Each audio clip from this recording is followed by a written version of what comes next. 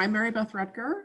To my left, at least on my screen, is Laura Callender, who is a classmate of mine at MAPP. Laura's going to monitor the chat just in case anything starts going wrong or anybody has any trouble.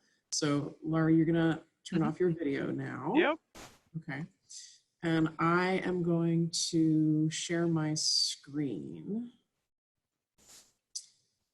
And let me share that screen. But I still want to see who's here, and I want to see the chat. Okay, great. Okay, so hello everyone. It is so nice to have you, your virtual company for the next 30 minutes.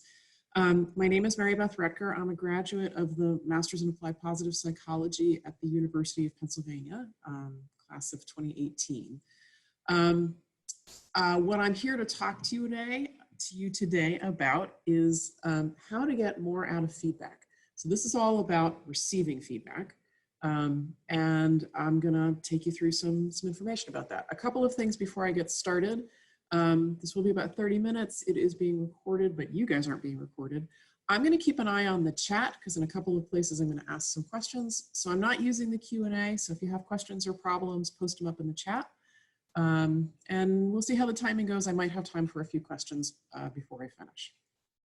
So let's talk about, here's what we're going to be covering today. I want to talk to you about why feedback is important and what we know about it. Then I'm going to go through 3 techniques to help you prepare to receive feedback, to engage with feedback, and to process feedback after the fact. Then I'm going to talk a little bit about some skills for asking for feedback. And I'm going to leave you with some thoughts about action planning so that you can try to apply what we've learned today. So let's start by talking about what feedback is and what do we know about it and why it's important. So what do we mean by feedback? So one definition is it's any information that you get about yourself or your performance. A great quote is, it's not just what gets ranked, it's what gets thanked, commented on, invited back, or dropped. So some examples of feedback might be direct professional stuff that you get, like your annual review or comments or observations from coworkers or customers. Sometimes you get indirect feedback, like a contract gets canceled or you don't get invited to a meeting. These days, we're probably getting a lot more feedback from our significant others because we're spending a lot of quality time together. So maybe you get that in the form of indirect comments from your significant other, eye rolling from your teenager. Remember when we used to have potlucks and nobody ate your potluck contribution? That was kind of indirect feedback.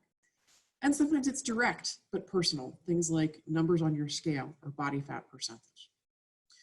So before we go any farther, I think it would be useful for each of you to think about an example of some feedback that you've received either recently or that you might receive. So think for a second about feedback that you've received in the last 30 to 60 days, maybe that you wish you had received a little more graciously. Or perhaps you're anticipating receiving some feedback in the next 30 or 60 days, and maybe you aren't totally looking forward to it. So take a second, think about an example, and go ahead and type some of your examples into the chat box, just so that I can know that you're listening to me. But also, I think it's super useful for you to have an example in mind as I go through some of these techniques so that you can start playing with these techniques with a specific example in mind. So anybody got some feedback examples they're thinking about or working on right now?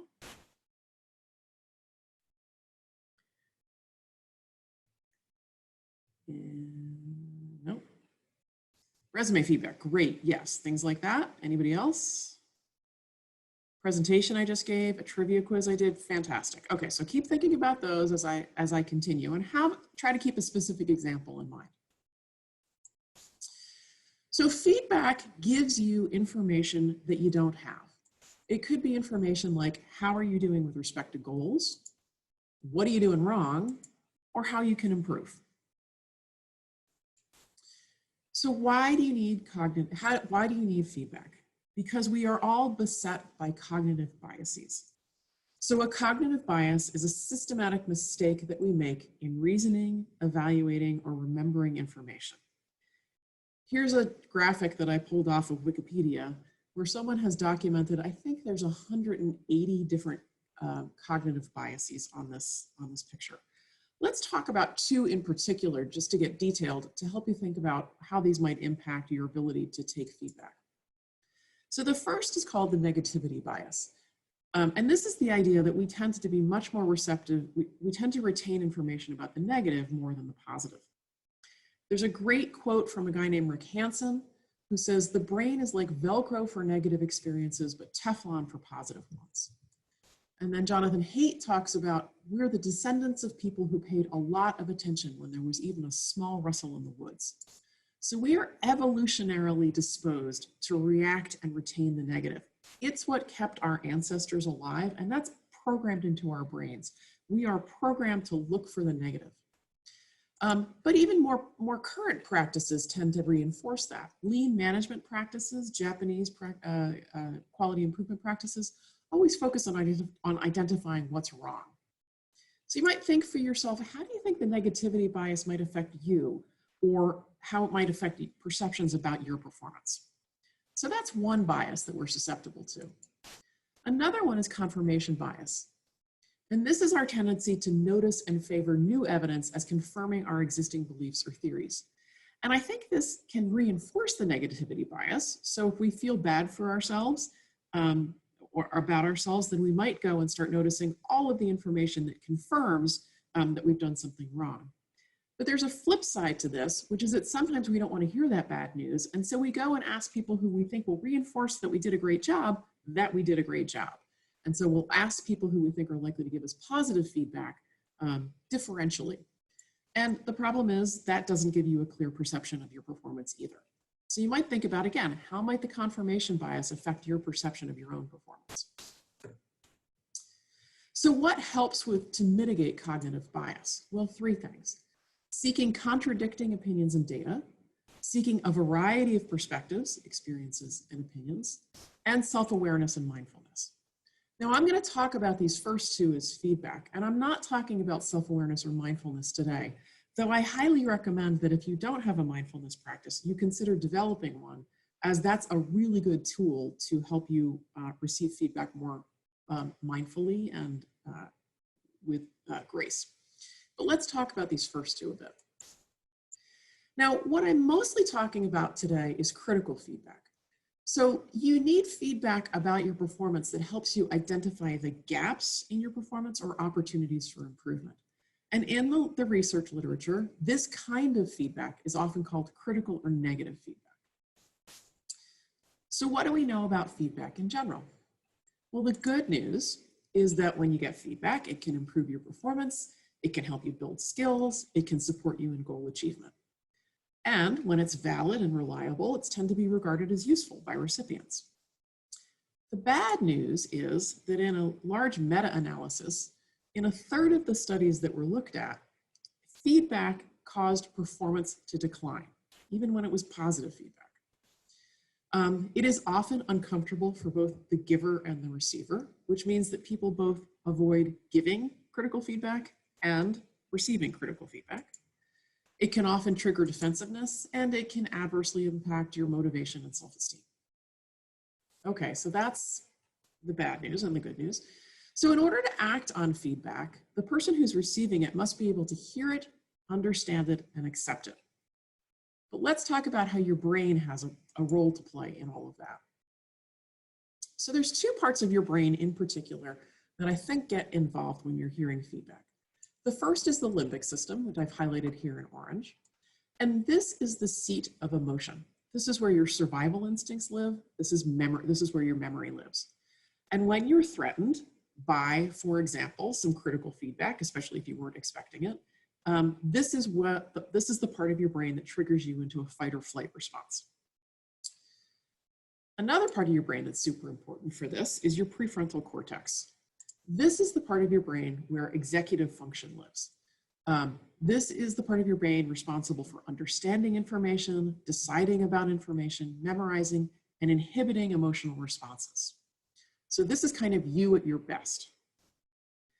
So what happens, though, is that when your limbic system is aroused, it shuts down your prefrontal cortex. The good news is that if you can keep your prefrontal cortex engaged, it's going to keep your limbic system quiet. So you get threatened, your limbic system causes you to trigger fight or flight, and you get very reactive and emotional, and your prefrontal cortex is not doing a good job of inhibiting those reactions.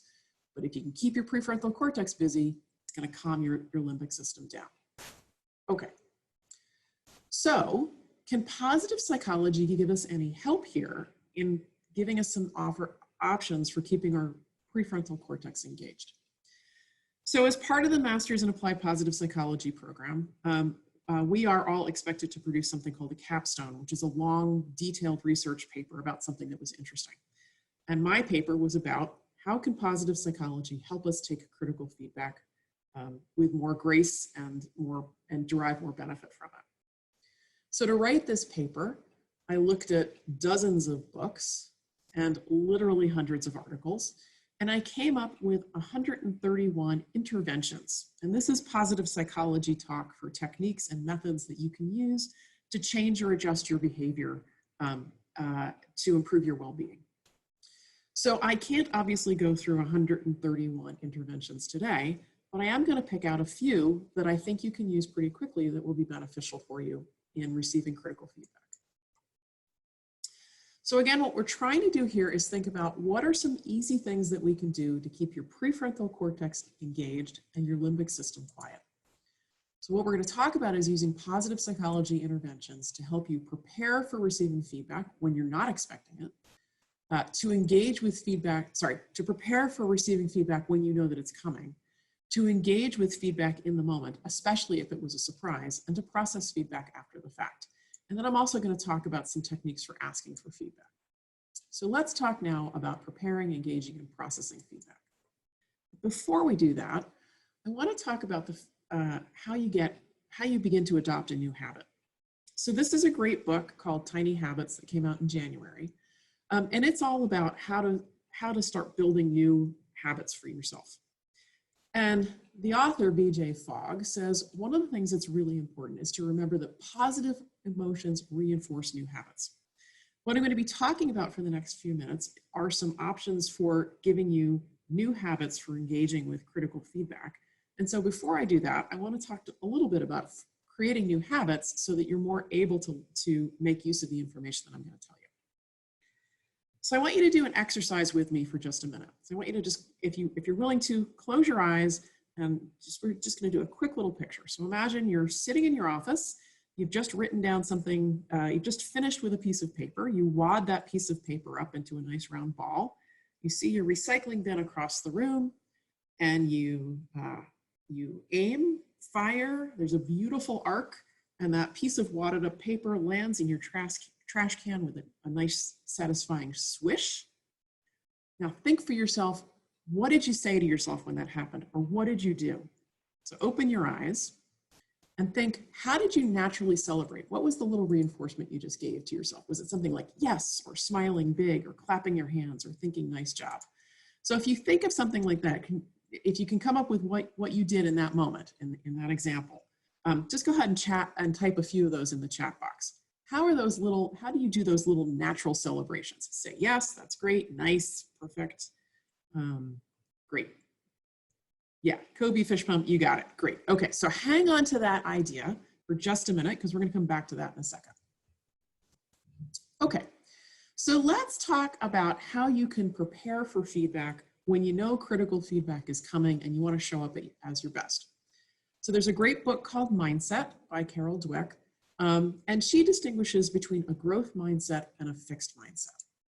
So people with fixed mindsets believe that their basic abilities, intelligence, and talents are fixed traits and nothing that they do can change them. But people with growth mindsets believe that their most basic abilities can be developed through dedication and hard work. If you have a growth mindset, you're more likely to set and achieve higher goals, persist in the face of setbacks, and you'll experience lower stress and anxiety. And each mindset responds to critical feedback slightly differently. People with fixed mindsets regard any sort of critical feedback as an attack, and therefore it's something to be avoided. Because if you fundamentally believe you don't change, then suggestions that you can't change, and that any suggestion that you should change is seen as pretty threatening. But people with growth mindsets embrace feedback, because they believe that they can constantly improve, and criticism is something valuable to help them continue to improve their skills. So how do you develop a mindset, a growth mindset? By embracing challenges, by seeing failures as learning opportunities, and by asking for feedback. So say you want to prepare for critical feedback with a growth mindset. What you want to do in that case is anticipate and welcome learning, commit to curiosity, and consciously prepare for that conversation. So imagine you're about to receive an upcoming performance review and you're anticipating that there's going to be some bad news in that. So what can you do? Well, let's go back and look at BJ Fogg's recipe for creating a new habit. So his basic recipe is the following. You want to identify an anchor or a cue that triggers a new behavior. Then identify a tiny, tiny little behavior that you want to become a habit, and then celebrate it immediately. So this looks something like this. It's a recipe that says, after I, and that's the cue, I will, that's the tiny behavior, and then remember to wire this behavior into my brain. I want to associate positive emotion with having completed that behavior immediately, my little celebration. And that's where your hot dogs and nice and Kobe fist pumps are going to come in. So if I am preparing for a feedback conversation, I might say to myself, okay, after I read my performance review, I'm going to write 3 questions to ask during the review meeting. And then to wire this into my brain, this new habit of preparing for feedback conversations, I'm immediately going to celebrate by saying to myself, yay me. Okay? So that's how you might prepare for a feedback conversation when you know that feedback is coming. But you don't always know that feedback is coming. So what can you do to stay engaged, in the moment when you are surprised by feedback? Well, this is where you want to keep your prefrontal cortex engaged. So there's a great book called Thanks for the Feedback, which talks all about how to help yourself improve your feedback skills. So when you're surprised by feedback, you often feel a little overwhelmed. Remember, I mentioned earlier that people avoid giving feedback, especially critical feedback. And so sometimes what they do is they save it up, which means that when you have these conversations, you're not getting 1 or 2 things from somebody, you're getting like a whole wall full of critical information. And that can feel overwhelming. So a strategy you can take is to pick a phrase that you can remember and that works for you, that you can always pull out. And then if you start feeling overwhelmed by the feedback, use that phrase to focus the conversation. So it might be something like, okay, what's the most important thing I should work on right now? Or, okay, sorry, stop. What's one thing you see me doing that gets in my own way? Or totally heard everything you had to say. What's one thing I should do today? So using BJ Fogg's recipe, it might look like to get yourself ready for this, you might think, okay, after I start feeling overwhelmed when someone is giving me feedback, I'm going to politely interrupt and say, excuse me, can you tell me the first thing that you think I should work on today? And to wire this behavior in my brain, when I've used that phrase in a meeting, I'm going to celebrate immediately by saying, yay me. Okay, so again, you have an anchor, you have a tiny behavior, which is this stock phrase that you're always going to be able to pull out because you've memorized it in advance. And then remember to give yourself a pat on the back so that you reinforce the fact that you've used this tiny behavior. It's super important after you have feedback conversations to make sure that you're getting the most from the feedback that you have received. So Tara Moore in Playing Big offers a really interesting observation, which is that the feedback that people give you actually tells you something about them. When people are giving you feedback, they are providing you feedback. Each person providing you feedback is looking at your work through the lens of what they value, which means that their comments about what they think is good or bad or should change tells you something about them. So what should you do when you're receiving feedback from somebody? Well, you should definitely capture their suggestions. I recommend taking notes. But then after the meeting, step back and think, what can I infer about their values or objectives or priorities? But you don't want to stop with your guesses. You want to follow up with questions to confirm your inferences are correct. So that might look something like this. Perhaps somebody gives you some feedback and says your presentation had a lot of typos. I hope mine doesn't today. So you might think for yourself, geez, it sounds to me like attention to detail is really important for this person. So you might follow up. So I caught one feedback. Did you see more? How could I get help checking next time? Or perhaps your boss says to you, you need to get your monthly report in on time. And you think to yourself, geez, it was only an hour late. Timeliness must be super important, or maybe this administrative stuff matters more than I thought. So then maybe you want to follow up and ask, can you help me understand how these reports are used? What happens if I don't get them in on time? So let's create a new habit for yourself for processing feedback. Again, you might have a cue, which is after I've gotten feedback suggestions from Pat, I'm going to think about what those suggestions tell me about what Pat cares about and follow up to confirm later. And when I've done this action, I'm going to say to myself, yay me. Okay, so those are 3 suggestions for preparing for feedback, engaging with feedback, and processing it after the fact. Let's talk now about how you might improve your skills in asking for feedback. So the benefit of asking for feedback is it's a great way to feel in control of what's coming your way. Mentioned earlier, sometimes people don't give you feedback because they don't like to give you bad news. And it can be difficult to deal with if you're surprised by feedback. But by going and asking for it, you often have the opportunity to control the timing of the feedback and also to some extent to influence the amount or the scope of what you're getting feedback on. And basically the most reliable way to get information is to go ask for it yourself. So what you might want to think about when you're thinking about asking for feedback is how you can prepare for it, what you might do during a feedback conversation, and then again afterwards. So before the conversation, you should maybe acknowledge for yourself that this might not be a comfortable conversation, and just be prepared and accept that that might be a little uncomfortable this first time. It's a great idea to ask for feedback frequently and in real time. The more often you ask for feedback, the more likely you're going to get smaller bits of it that are easier to digest. And if you ask for it close to time to the thing that you want feedback on, that's going to be easier for people to remember. So don't wait 6 months to get feedback about your presentation. Ask about it the next day or an hour later. And then think, am I looking for appreciation? Do I want people to give me a pat on the back? Am I looking for coaching? Do I want them to tell me how to improve? Or am I trying to get evaluation? Do I want to know how I'm doing compared to my peers? I'm going to talk twice about what to do actually during the conversation. So here's the first set of stuff I want you to think about. The first thing is to consider during the conversation, request specific examples so that you have specific things to work on. You want to listen during the conversation. Don't necessarily respond because that will make you seem defensive. It is a good idea to ask clarifying questions to make sure that you know what the person is saying. And again, it's a really good idea to take notes so that you remember what you heard and also to prove that you're serious to the person that you're listening to. Afterwards, make sure that you thank people for their input. You may want to go and ask a couple of other people and triangulate on the feedback because maybe the first person you asked is wrong. And so maybe you want to get a couple of different opinions. Once you've gotten that feedback, you want to tell people what you plan to do as a result of the feedback. And then you want to take action to prove that you're serious about getting feedback. When you're actually asking for feedback, you might consider a formula that looks something like this. To start off with, you might want to make sure that you ask for honest input. So the conversation might look something like this. I could really use your honest input about how I did in that last meeting. Then you could consider starting off by offering a negative observation about yourself to them, which kind of sets the tone that you really do want critical information.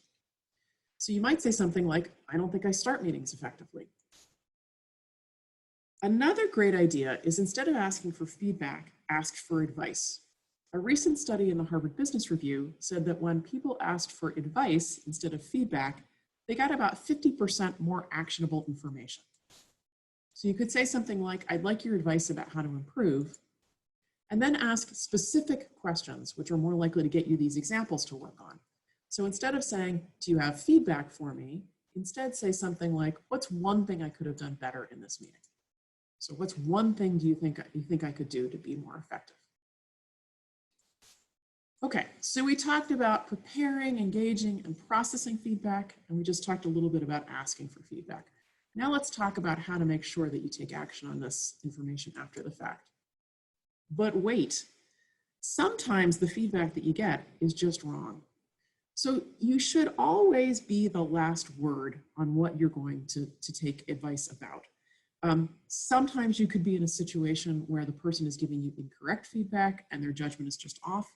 Sometimes you could be in a difficult work situation, work or personal situation, where the feedback is actually coercive or abusive in some way. You always get to decide what to do. Remember, it may be dangerous in a healthy situation to avoid feedback, but in a difficult and unpleasant situation, not taking the feedback may be absolutely the right choice for you to make. So always protect yourself and think about what's right for you. So today I talked about 4 different techniques, which are highlighted here in bold. And because you signed up for this webinar, I'm going to email you a one-page handout that covers a few more techniques. I actually offer this content as a half-day workshop. And so that one page will kind of summarize everything that I offer in the half-day workshop. So those are the techniques that we worked on today. Now I'd like to challenge you to commit to action.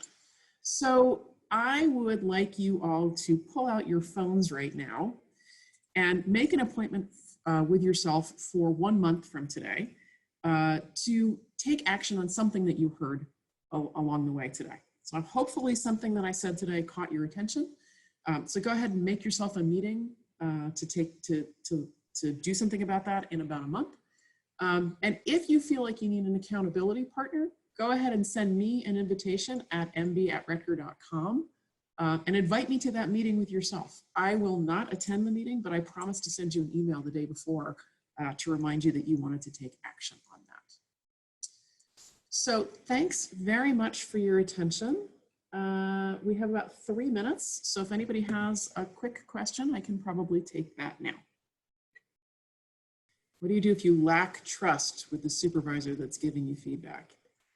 I would say this is back to the question of, do you lack trust in the, if it's a relationship that you think is worth saving, then beginning to build the skills of getting and giving feedback with each other are a way to build that relationship back up.